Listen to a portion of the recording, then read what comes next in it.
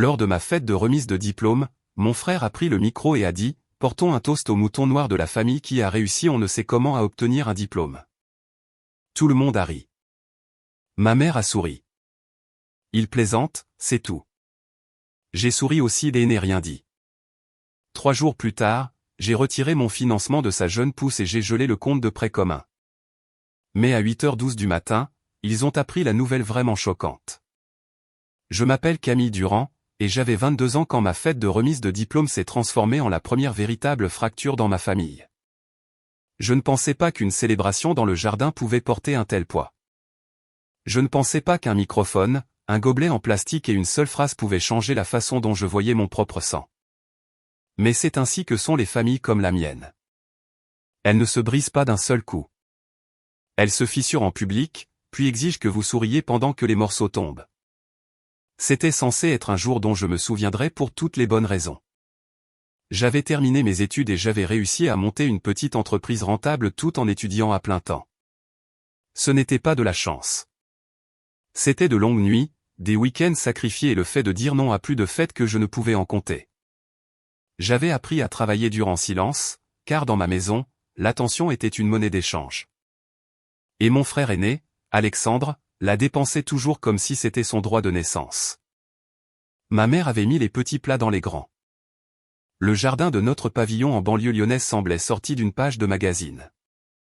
Des chaises pliantes blanches alignées sous des guirlandes lumineuses. Des tables recouvertes de nappes bleues. L'odeur de poulet rôti et de gratin dauphinois flottait dans l'air. Des parents que je n'avais pas vus depuis des années sont sortis de nulle part.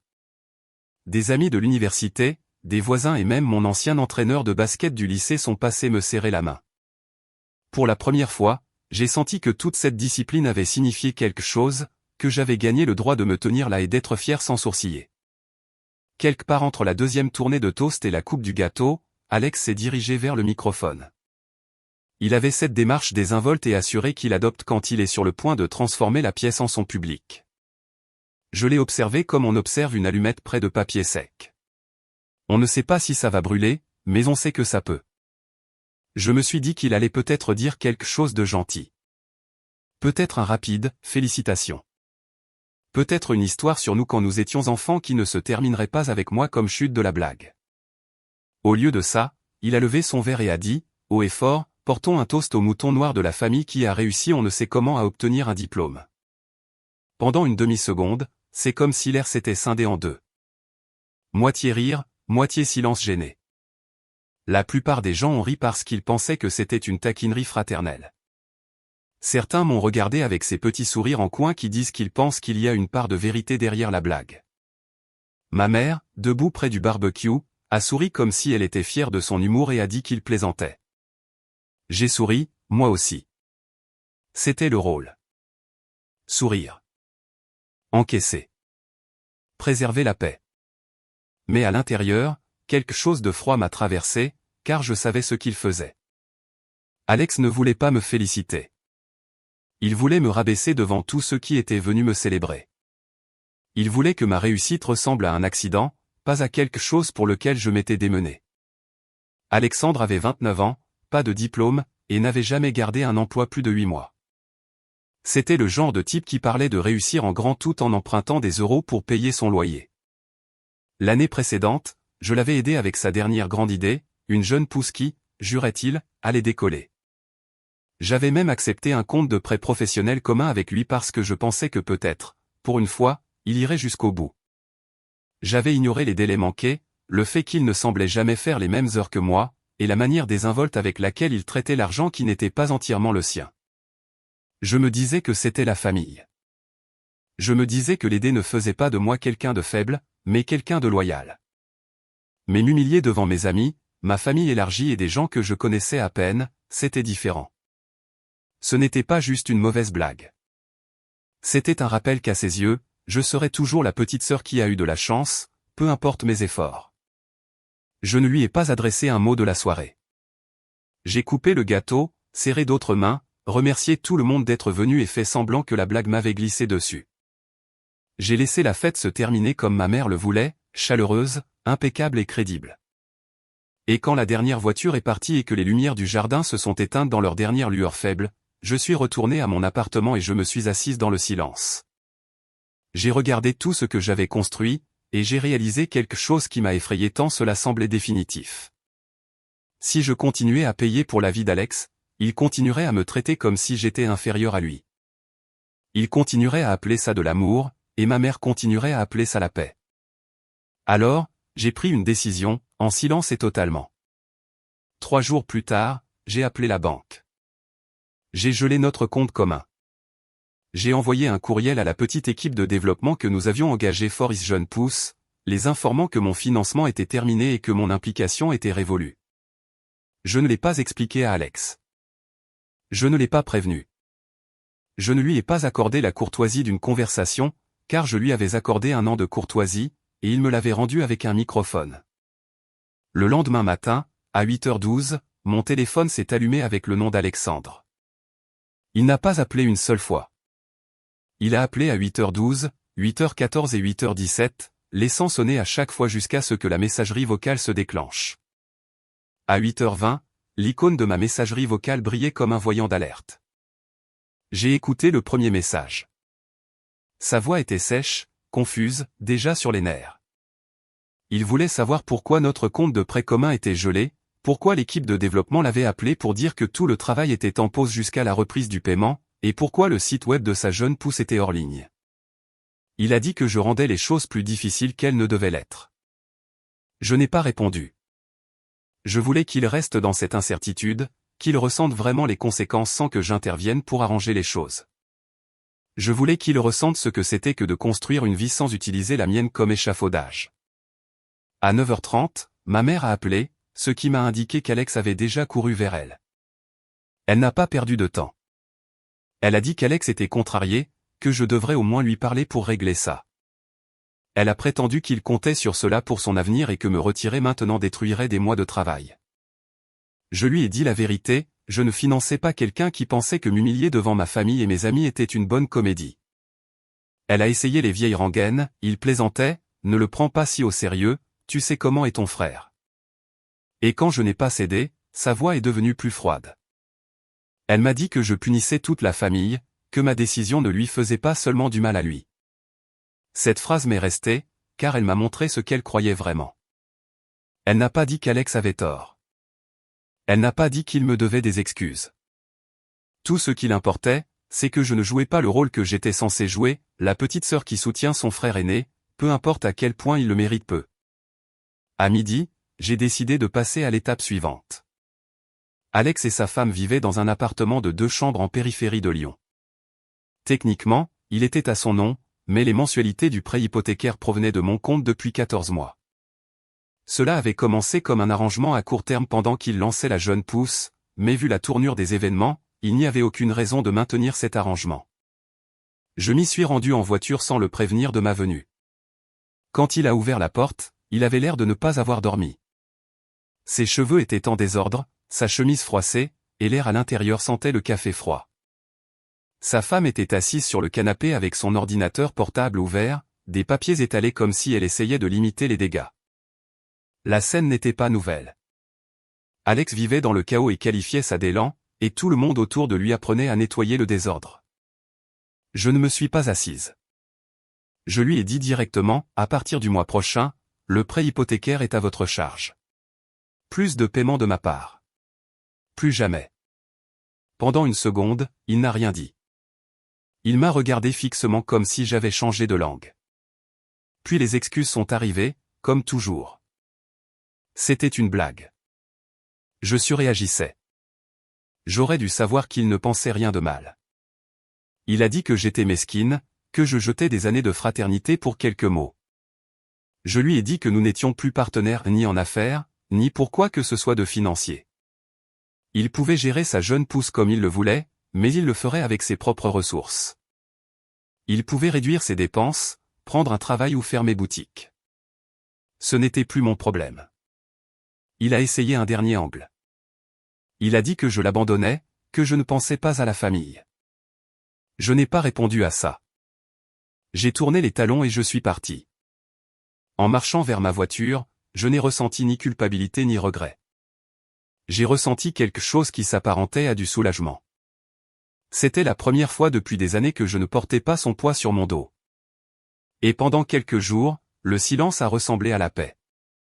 Puis mes parents ont appelé pour m'inviter à un grand dîner de famille. Ils ont dit que c'était important, que tout le monde devait être là. Ma mère a fait en sorte que ça paraisse décontracté, comme un de ces repas où tout le monde s'entasse dans la salle à manger et où la moitié des conversations se superposent.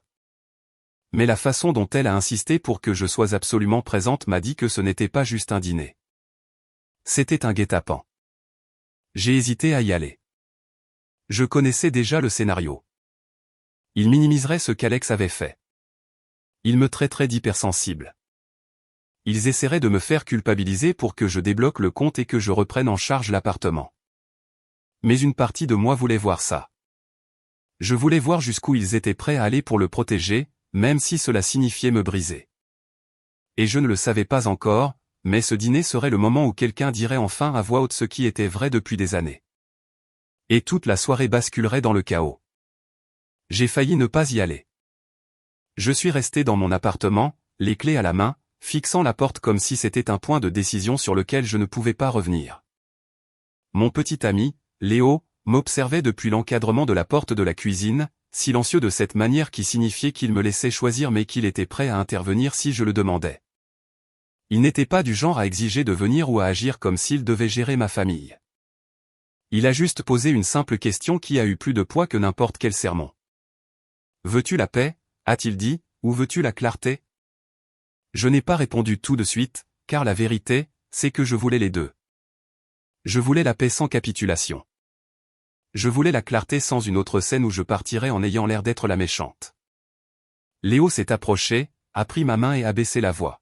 « Quoi qu'il arrive, a-t-il dit, ne les laisse pas réécrire ce que tu as vécu. » C'était la chose que je commençais à comprendre.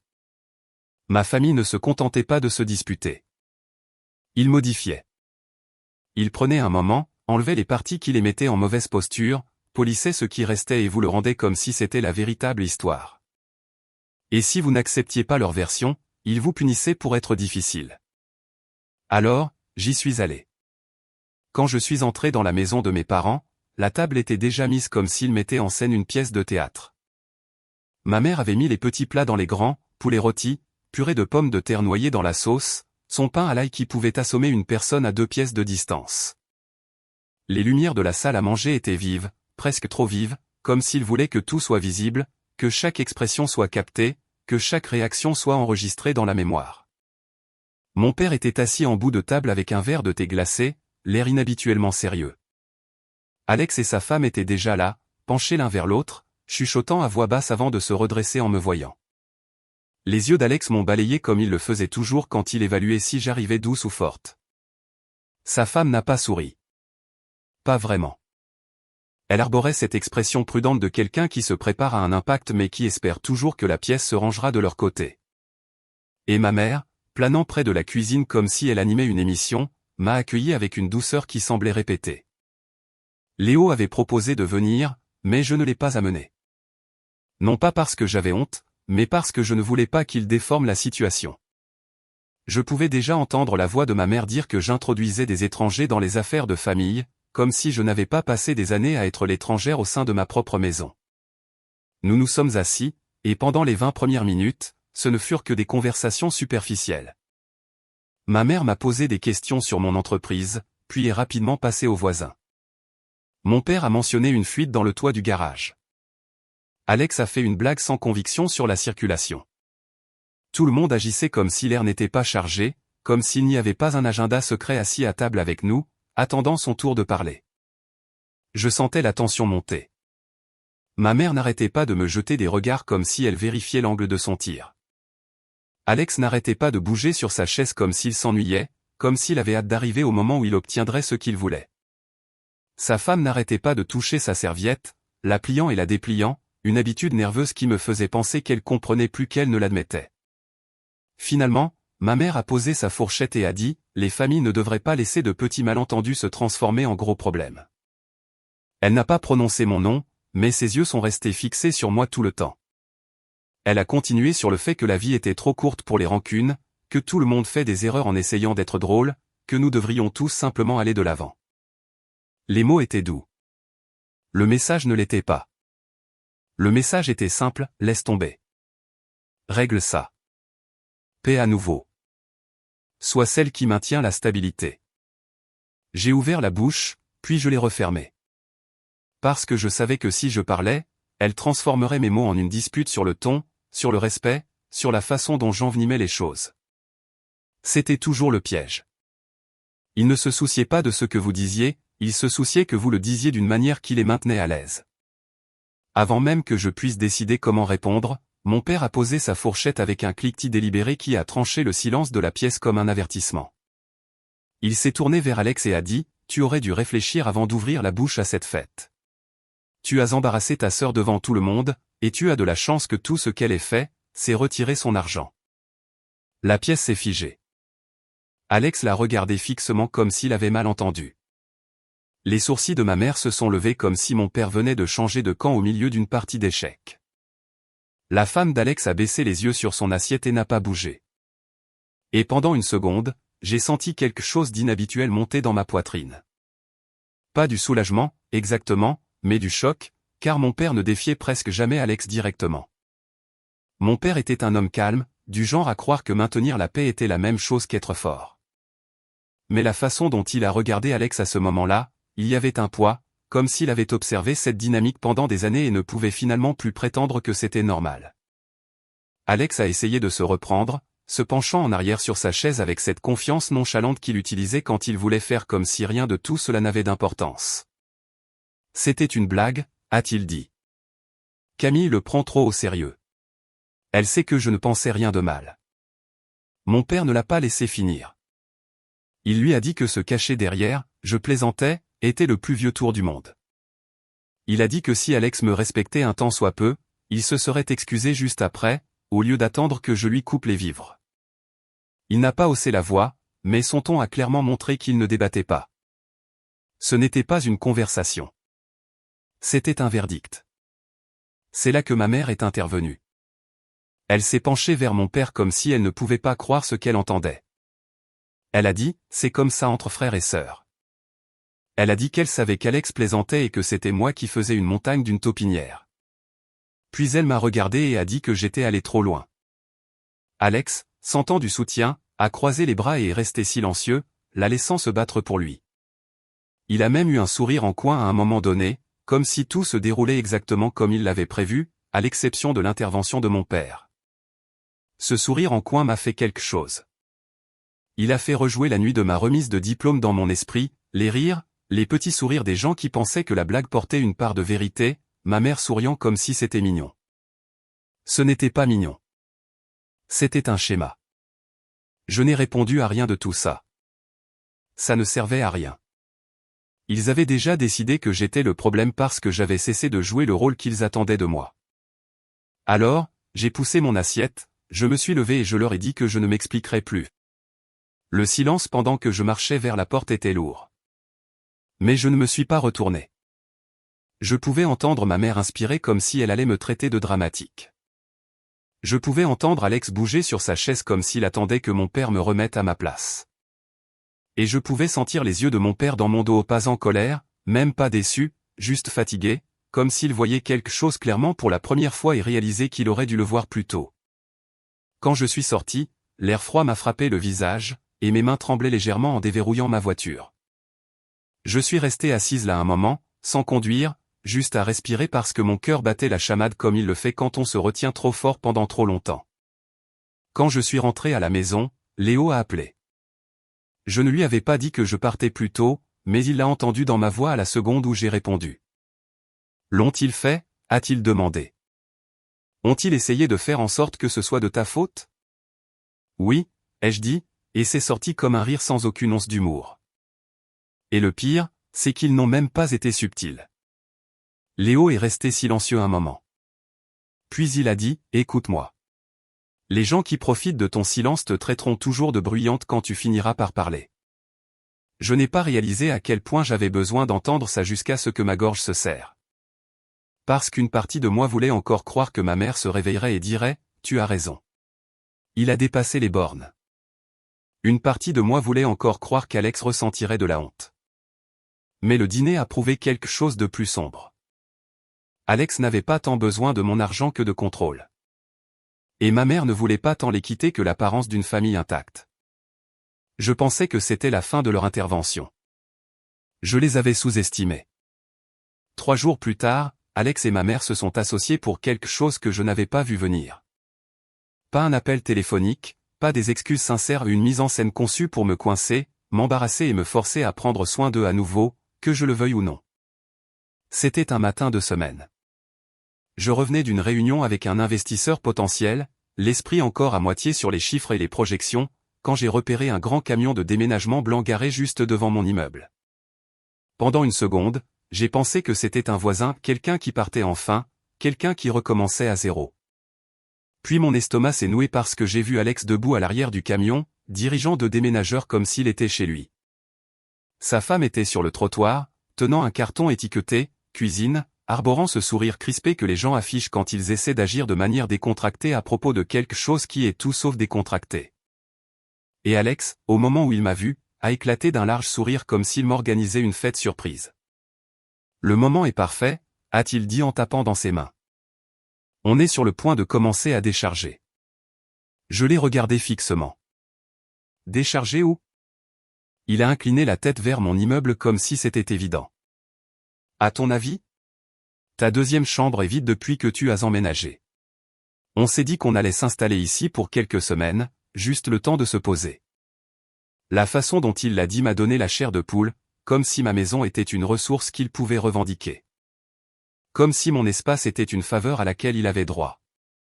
Comme si mon « non » n'avait pas d'importance à moins qu'il ne le décide. Non, ai-je dit. Je n'ai pas haussé la voix. Je n'ai pas argumenté.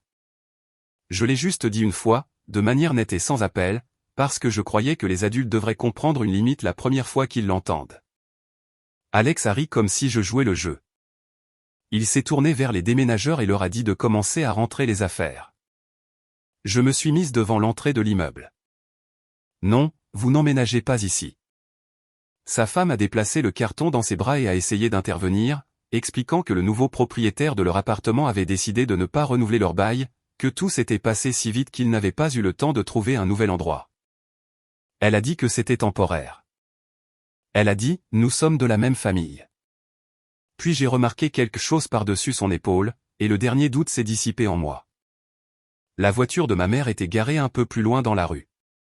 Elle était appuyée contre la portière du conducteur, les bras croisés, des lunettes de soleil sur le nez, observant la scène telle une générale supervisant une bataille qu'elle avait déjà décidé de gagner. Donc, ce n'était pas du désespoir. C'était planifié. Je me suis retourné vers Alex. Ça n'arrivera pas. Il a immédiatement essayé l'angle de la culpabilité. Il a dit que j'étais cruel. Il a dit qu'il n'avait nulle part où aller. Il a dit que son enfant ne méritait pas d'être pris au milieu. La façon dont il l'a dit était calculée, comme s'il voulait que les déménageurs l'entendent, que les voisins l'entendent, comme s'il voulait que l'histoire commence à se former avant même que je refuse. Je lui ai dit qu'il y avait plein d'autres parents qu'il pouvait appeler.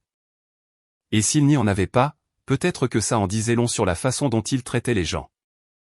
C'est là que ma mère s'est approchée, lentement et délibérément. Elle n'a pas crié, mais sa voix était assez tranchante pour couper. Elle m'a dit que je tournais le dos à mon propre sang, et que si je les laissais partir aujourd'hui, je le regretterais plus que je ne pouvais l'imaginer. Je l'ai regardé et j'ai senti quelque chose s'installer en moi. Quelque chose qui n'était plus de la colère, mais de la certitude. Le seul regret que j'ai eu, ai-je dit, c'est d'avoir laissé les choses aller aussi loin. Puis je me suis tourné vers les déménageurs. Si vous déchargez quoi que ce soit dans cet immeuble, ça retournera directement dans le camion à ses frais. Les déménageurs se sont regardés. L'un d'eux a demandé discrètement à Alex s'il devait retourner au garde-meubles. Alex a juré entre ses dents. Sa femme a fixé ses chaussures. Après une longue pause, Alex leur a fait signe de partir, furieux, défait, embarrassé. Ils ont tout remballé dans le camion. Ma mère n'a pas dit un mot de plus en retournant à sa voiture. Mais le regard qu'elle m'a lancé promettait que ce n'était pas fini. Et Alex, juste avant de monter dans la cabine, m'a regardé fixement comme s'il voulait mémoriser mon visage comme celui d'une ennemie. Ce soir-là, à 23h04 précise, j'ai reçu un texto d'Alex, tu vas le regretter plus que tu ne le penses. Je n'ai pas répondu. 2 jours plus tard, j'ai découvert ce qu'il voulait dire. Et ce n'était pas une question d'argent. C'était personnel. Très personnel. 2 matins plus tard, je me suis réveillé avec mon téléphone qui vibrait si fort qu'il cliquetait contre ma table de nuit. Au début, j'ai pensé que c'était le travail, un problème de fournisseur, un client en panique, quelque chose de normal, de gérable.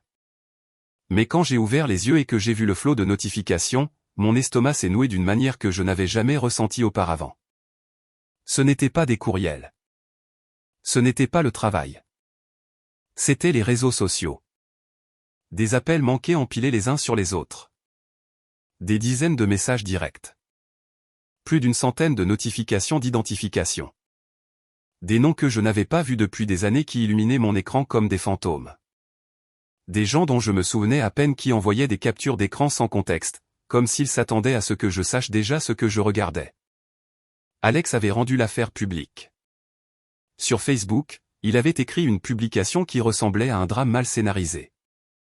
Il parlait de trahison, de famille qui tourne le dos, de la façon dont sa propre sœur l'avait mis, lui, sa femme et son enfant, à la rue alors qu'il n'avait nulle part où aller. Il se présentait comme un homme essayant simplement de survivre, et moi comme une femme d'affaires froide et égoïste qui avait oublié d'où elle venait dès que les euros avaient touché ses mains. Chaque détail qui le mettait en mauvaise posture manquait. Il n'a pas mentionné la jeune pousse que j'avais financée. Il n'a pas mentionné l'année et plus où j'avais payé leur prêt hypothécaire. Il n'a pas mentionné le compte de prêt commun ou l'équipe de développement. Il n'a pas mentionné la mise en scène du camion de déménagement ou ma mère observant depuis le trottoir comme si c'était une performance planifiée. Et bien sûr, il n'a pas mentionné la fête de remise de diplôme, le microphone, les rires, la façon dont il m'avait rabaissé devant tous ceux qui comptaient pour moi. Au moment où j'ai fini de lire, la publication avait déjà été partagée près de 60 fois. Certains commentaires étaient prudents, de la part de personnes qui sentaient que quelque chose clochait, mais la plupart ne l'étaient pas. Famille, amis, anciens voisins, parents éloignés dont je me souvenais à peine se sont joints au concert comme des juges moraux, la famille, c'est pour toujours. Les liens du sang devraient passer avant les affaires. Et ceux qui faisaient le plus mal ne venaient pas d'inconnus. Ils venaient de personnes avec qui j'étais allé à l'école, des gens qui ne savaient rien de ma vie actuelle mais qui adoraient l'histoire quand même. On dirait que l'argent change les gens. Ouah, je ne te pensais pas comme ça. J'ai posé mon téléphone et je suis resté assise là en silence, sentant quelque chose changer en moi. Pas de la tristesse, ni même de la colère. C'était de la clarté, parce qu'Alex ne mentait pas seulement. Il contrôlait l'histoire comme il l'avait toujours fait. Et si je restais silencieuse, le mensonge deviendrait la vérité. À midi, ma mère avait laissé 3 messages vocaux, chacun plus en colère que le précédent. Elle n'a pas demandé si c'était vrai. Elle n'a pas demandé ce qui s'était réellement passé. Elle s'en fichait. Tout ce qui l'importait, c'était l'image de la famille et comment je devais réparer ça. C'est là que j'ai su que je n'allais plus jouer la défensive. Le lendemain matin, j'ai envoyé un texto à Alex, « Retrouve-moi à l'appartement, midi. » Pas d'émoji, pas d'explication, juste l'heure et le lieu. Il a répondu 5 minutes plus tard avec un pouce levé, comme s'il pensait que je craquais enfin, que je venais m'excuser. Quand je suis arrivé, je suis entré. J'avais ma propre clé, un autre détail que les gens aiment ignorer. J'étais déjà assise à la table de la cuisine quand il est entré, arborant cette expression suffisante qu'il utilisait toujours quand il pensait avoir le dessus. J'avais une pile de papiers bien rangés devant moi, relevés bancaires, documents de prêt, registres de virement, chaque paiement en euros que j'avais fait pour son prêt hypothécaire, chaque dépôt dans la jeune pousse, chaque dépense que j'avais couverte, alignée de manière claire et indéniable. Il a regardé les papiers, puis moi. « Qu'est-ce que c'est ?» a-t-il dit, comme s'il le savait déjà mais voulait m'entendre le dire. « Je te donne le choix », ai-je dit calmement. Je n'ai pas crié. Je n'ai pas fait la morale. J'ai fait glisser la pile sur la table vers lui. Tu retires cette publication aujourd'hui et tu publies une correction, où j'envoie des copies de tout ça à chaque personne qui l'a partagé. Famille, amis, investisseurs, tout le monde. Il a ri au début, un son court et méprisant. Tu ne ferais jamais ça. J'ai pris mon téléphone et je lui ai montré le brouillon de messages que j'avais déjà écrit, avec capture d'écran jointe et non identifiée. son expression a changé si vite que c'en était presque physique. Le sourire suffisant a disparu. Ses épaules se sont raidies. Pour la première fois depuis la fête, il avait l'air nerveux. « Tu bluffes » a-t-il dit. Mais sa voix ne correspondait pas aux mots. « Non » ai-je dit. « Et tu le sais. » Il a fixé les papiers pendant un long moment. Je pouvais voir les calculs se faire dans sa tête, jusqu'où le mensonge pouvait aller, à quelle vitesse il s'effondrerait si la vérité le suivait. Il ne s'est pas excusé.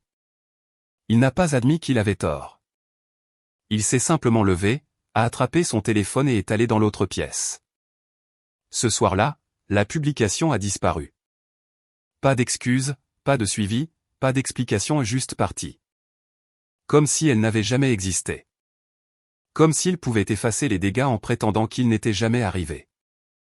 Et à ce moment-là, j'ai compris quelque chose d'important, Alex n'était pas capable d'assumer ses actes, seulement de battre en retraite. Je pensais que ce serait peut-être la fin, qu'il finirait peut-être par reculer maintenant qu'il savait que je n'avais pas peur d'exposer la vérité. J'avais tort, car la semaine suivante, j'ai fait un geste qu'il n'a jamais vu venir. Ce vendredi matin-là, j'étais assise dans le bureau d'un avocat de confiance sur la presqu'île et j'ai signé les derniers papiers pour investir dans la jeune pousse de mon ami Christophe. Christophe était quelqu'un que je connaissais depuis ma 2e année d'université. Il n'était pas tapa accent grave l'œil. Il ne promettait pas la lune. Il ne jouait pas la victime quand les choses devenaient difficiles. Pendant 2 ans, il avait construit sa plateforme de sa propre poche, travaillant de nuit dans un entrepôt juste pour continuer à la financer. Quelques mois plus tôt, il m'avait demandé si j'envisagerais de devenir partenaire. À l'époque, je lui avais dit que je ne pouvais pas, mon argent était bloqué dans le projet d'Alex. Maintenant, mes ressources étaient libres, et je voulais les investir dans quelque chose de réel. Quand l'encre a séché, j'ai ressenti un calme que je n'avais pas ressenti depuis des mois. Cet après-midi-là, j'ai appelé mon père et lui ai demandé s'il voulait prendre un café. Nous nous sommes assis près de la fenêtre d'un petit café, la lumière du soleil traversant la table. J'ai fait glisser l'accord signé vers lui. Il l'a lu attentivement, puis a hoché la tête. « Bien » a-t-il dit. « Au moins, ça va à quelqu'un qui l'a mérité. » Le soir, la nouvelle était parvenue à ma mère. Je n'ai pas eu à deviner comment, Alex a dû l'appeler à la seconde où il l'a découvert. Elle a laissé 2 messages vocaux l'un après l'autre, disant presque la même chose, que j'humiliais mon frère, que je choisissais un étranger plutôt que la famille, que j'étais rancunière. 1 heure plus tard, Alex m'a envoyé un texto, « Eh bien, on dirait que tu en as vraiment fini. » Je n'ai pas répondu. 2 jours plus tard, je suis retourné à l'appartement pour une dernière conversation. Je voulais que ce soit face à face pour qu'il n'ait aucune marge de manœuvre pour déformer mes mots plus tard. Quand je suis entré, Alex était sur le canapé, faisant défiler son téléphone. Sa femme était assise à la table de la salle à manger, payant des factures. Aucun d'eux n'a semblé surpris de me voir. Je suis resté là jusqu'à ce qu'Alex lève enfin les yeux. « Je vais faire simple » ai-je dit. « À partir de maintenant, ta vie est entre tes mains. Plus de prêts, plus de factures couvertes, pas de compte commun. Quoi qu'il arrive à partir d'ici, tu te débrouilles. J'en ai fini. » Pendant un moment, il m'a regardé fixement comme s'il attendait la chute, comme s'il pensait que j'allais céder. Sa femme a jeté un regard entre nous mais n'a pas dit un mot. Puis, Alex a ri. Non pas parce que c'était drôle, mais parce qu'il ne savait pas quoi faire d'autre. « Tu le regretteras » a-t-il dit doucement. Je n'ai pas répondu. Je suis parti sans me retourner. Ce soir-là, assise dans mon appartement, j'ai réalisé quelque chose qui aurait dû être évident des années auparavant. Les liens du sang ne suffisent pas. On peut être parent avec quelqu'un sans vraiment faire partie de la même famille. Et une fois qu'on voit ça clairement, il n'y a pas de retour en arrière. Les semaines qui ont suivi ma sortie de l'appartement d'Alex ont été étranges, comme si ma vie s'était soudainement calmée d'une manière à laquelle je n'étais pas habitué. Pas d'appel tard le soir pour demander de l'aide. Pas de texto désinvolte menant à des demandes. Pas de message de ma mère me rappelant à quel point Alex luttait et à quel point les choses seraient plus faciles si seulement j'intervenais à nouveau. Pour la première fois depuis des années, mon téléphone est resté silencieux pour les bonnes raisons. Léo l'a remarqué avant que je ne le réalise pleinement. Un soir, alors que nous étions assis sur mon canapé à manger des plats à emporter directement dans leur contenant, il m'a regardé et a dit, « Tu respires différemment. » J'ai ri et lui ai demandé ce que ça voulait dire, mais il avait raison. Je n'étais pas constamment sur mes gardes, attendant le prochain problème qu'Alex me laisserait sur les bras. Je ne calculais pas mentalement combien d'euros je pouvais me permettre de perdre pour que tout le monde reste calme. Mon énergie allait enfin à ma propre vie, mon propre travail, ma propre relation. La jeune pousse de Christophe progressait plus vite que nous ne l'avions prévu. Les retours des tests bêta étaient excellents, et nous avions une réunion de prévue avec un investisseur sérieux, le genre de réunion dont Alex parlait toujours mais qu'il n'avait jamais réussi à décrocher. Chaque heure que j'y consacrais me semblait propre, méritée. Il n'y avait pas de chaos attaché, pas de dette émotionnelle cachée en dessous. Mais une partie de moi restait sur le qui-vive, car je connaissais trop bien Alex pour croire qu'il disparaîtrait tranquillement. Il ne savait pas comment accepter l'échec. Il ne savait pas comment reconstruire honnêtement, et il ne savait certainement pas comment abandonner une histoire où il n'était pas la victime. Cette appréhension s'est avérée justifiée. Un mardi matin, alors que je me préparais pour le travail, mon téléphone a vibré avec un texto d'un numéro que je ne reconnaissais pas, « Vérifie ta boîte aux lettres. Tu voudras voir ça. » Elle, pas de photo de profil, pas de contexte, juste ça. Je suis resté là un moment, le téléphone à la main, me demandant si c'était un autre piège ou quelque chose de pire. Puis la curiosité l'a emporté. Je suis descendu et j'ai ouvert la boîte aux lettres métalliques dans le hall. Coincée à l'intérieur se trouvait une épaisse enveloppe non marquée. Au moment où j'ai senti son poids, mon estomac s'est serré. Je l'ai montée et je l'ai ouverte sur la table de ma cuisine. À l'intérieur se trouvaient des captures d'écran imprimées, des fils de courriel et des preuves claires, indubitables, horodatées. Plus je lisais, plus je tournais les pages lentement.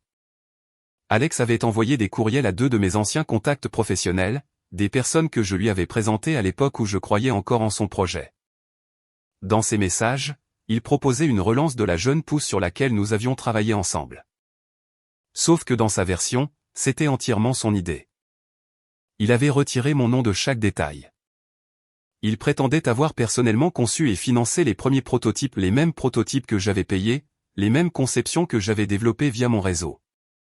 Pire encore, il avait joint ses conceptions, mes conceptions, des fichiers que j'ai reconnus instantanément. Je me suis adossé à ma chaise, la pièce me semblant soudainement trop petite. Ce n'était pas juste un mensonge. Ce n'était pas juste de l'orgueil ou du désespoir. C'était du vol. Et cela a confirmé quelque chose que j'essayais de ne pas admettre, Alex ne se sentait pas seulement en droit d'avoir mon argent. Il se sentait en droit d'avoir mon travail, mes idées, ma réputation. Je ne savais pas qui était, elle, mais d'après la façon dont ces courriels sont arrivés entre mes mains, j'avais le sentiment que c'était quelqu'un d'assez proche d'Alex pour en avoir finalement assez de le voir abuser des gens. Quelqu'un qui a décidé d'arrêter de le protéger. Je n'ai pas perdu de temps. Cet après-midi-là, j'ai tout transmis à mon avocat. Puis j'ai passé 2 appels très spécifiques, un à chaque investisseur qu'Alex avait contacté. Je n'ai pas fulminé. Je n'ai pas dramatisé.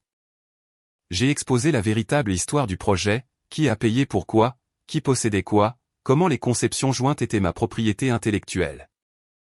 À la fin de la semaine, le projet d'Alex était mort.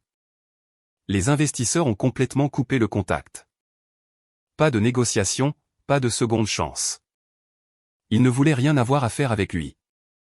Je m'attendais à ce qu'Alex m'appelle, furieux, qu'il laisse des messages vocaux menaçants, qu'il explose comme il le faisait toujours quand le contrôle lui échappait. Mais il ne l'a pas fait. Au lieu de ça, ma mère a appelé. Sa voix était sèche dès le début. Elle m'a accusé de ruiner son avenir, de l'enfoncer alors qu'il était déjà à terre, d'être vindicative et cruelle. Elle n'a pas demandé si les courriels étaient vrais. Elle ne voulait pas de preuves. Elle ne voulait pas entendre comment il avait essayé de voler mon travail. Tout ce qui l'importait, c'est que je l'avais empêché d'obtenir une autre bouée de sauvetage.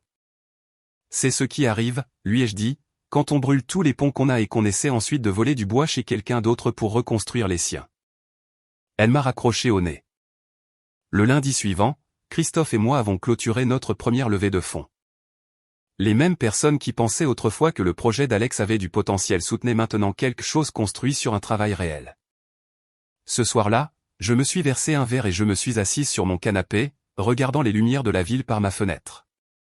Alex n'avait pas changé. Il ne changerait jamais. La seule différence maintenant, c'est qu'il n'avait plus accès à moi, pas d'argent, pas de travail, pas de silence derrière lequel il pouvait se cacher. Pour la première fois, je me sentais à l'abri de son chaos. Et je pensais que, finalement, ce chapitre était terminé. J'avais tort, car Alex n'avait pas fini d'essayer de me punir pour être parti. Et le dernier coup qu'il porterait ne serait pas bruyant, public ou dramatique. Il serait silencieux, calculé, et destiné à me blesser là où il me pensait la plus vulnérable. Le message de ce numéro inconnu est resté dans mon esprit plus longtemps que prévu. Non pas à cause de ce qu'il disait, mais à cause de ce qu'il impliquait. Quelqu'un avait observé Alex d'assez près pour savoir exactement ce qu'il faisait. Et cette personne était assez proche pour obtenir des preuves. Cela signifiait que ses mensonges n'étaient plus seulement imprudents. Ils étaient désespérés. Pendant quelques jours après que les investisseurs lui aient coupé les ponts, Alex est resté silencieux. Pas d'appel, pas de texto, pas de messages indirects envoyés par ma mère. Ce genre de silence de sa part était anormal. Alex ne gérait jamais la perte en silence.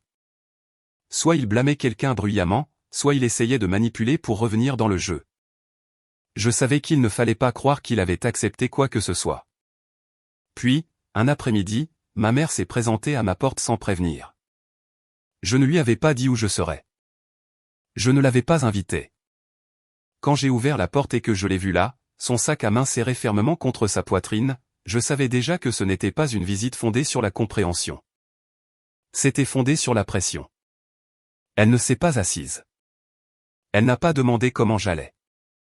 Elle est allée droit au but, disant qu'Alex était en train de perdre pied, qu'il ne pouvait pas dormir, qu'il était embarrassé, que les gens lui tournaient le dos. Elle a dit que j'étais allé trop loin cette fois, que ce n'était plus une question d'affaires. Il s'agissait de le détruire. J'ai écouté sans l'interrompre, car je voulais entendre jusqu'où elle irait sans jamais demander ce qu'il m'avait fait. Quand elle a terminé, j'ai dit quelque chose qu'elle ne s'attendait clairement pas à entendre. Je n'ai pas détruit Alex. J'ai simplement arrêté de le protéger de lui-même. Son visage s'est durci. Elle a dit que la famille ne se fait pas ça. Elle a dit que j'étais froide. Elle a dit qu'elle ne m'avait pas élevé pour que j'abandonne mon propre sang. C'est là que j'ai réalisé quelque chose de douloureux mais libérateur. Ma mère ne voulait pas la vérité. Elle voulait la version de la réalité où Alex était toujours rachetable et où j'étais toujours responsable. Et rien de ce que je dirais ne changerait cela. Alors je lui ai dit que c'était la dernière conversation que nous aurions au sujet d'Alex. Je lui ai dit que je ne discuterais plus jamais de mes finances, de mon travail ou de mes choix. Et si elle ne pouvait pas respecter ça, alors elle perdrait aussi l'accès à moi. Elle m'a regardé fixement comme si je l'avais giflé. « Tu couperais les ponts avec ta propre mère ?» a-t-elle dit. « Je ne coupe pas les ponts avec toi » ai-je répondu. Je prends mes distances. Il y a une différence. Elle est partie sans dire au revoir. Ce soir-là, Léo m'a tenu dans ses bras pendant que je pleurais d'une manière que je ne m'étais pas autorisé auparavant. Non pas parce qu'Alex me manquait, mais parce que j'avais finalement accepté que la famille que je voulais n'existait pas comme je l'avais imaginé.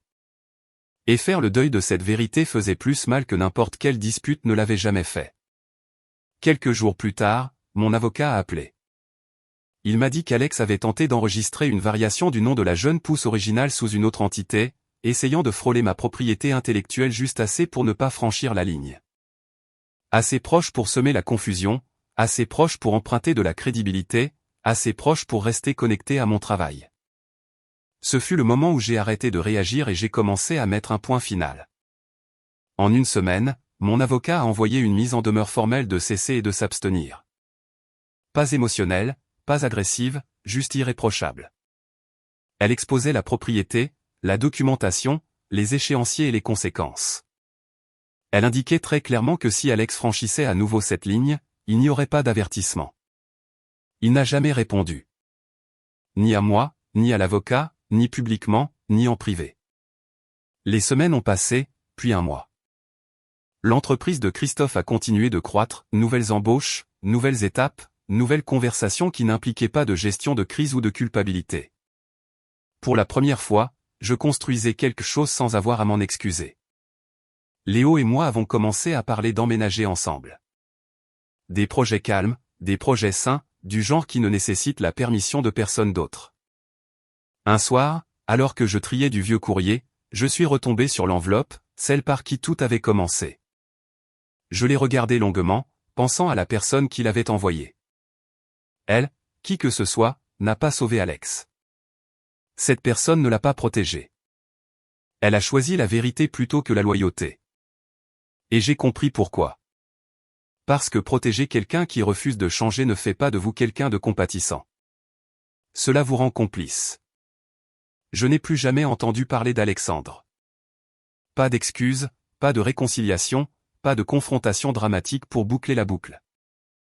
Juste l'absence. Et dans cette absence, j'ai trouvé la paix. Je pensais autrefois que la famille était une question d'endurance, de ce que l'on pouvait tolérer et appeler encore ça de l'amour. J'avais tort. La famille, c'est une question de respect. Et quand le respect disparaît, les liens du sang ne signifient plus grand-chose. La porte entre Alex et moi ne s'est pas refermée brutalement. Elle s'est fermée doucement, verrouillée proprement.